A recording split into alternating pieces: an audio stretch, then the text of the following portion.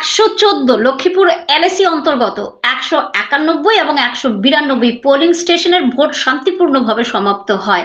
লোকসভা নির্বাচনে 114 লক্ষ্মীপুর এলএসির অন্তর্গত 191 ও 192 পোলিং স্টেশনের ভোট দিদার ঘোষ এসএস হাই স্কুলের দুটি রুমে 9 নং এবং 10 নং ওয়ার্ডের ভোট অনুষ্ঠিত হয়।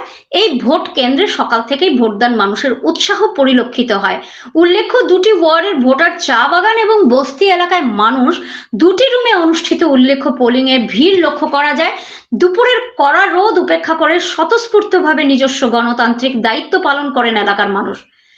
191 নং পোলিং স্টেশনের অন্তর্গত ভোটারের সংখ্যা 1143, এতে মহিলা ভোটার 542 এবং পুরুষ ভোটার 601।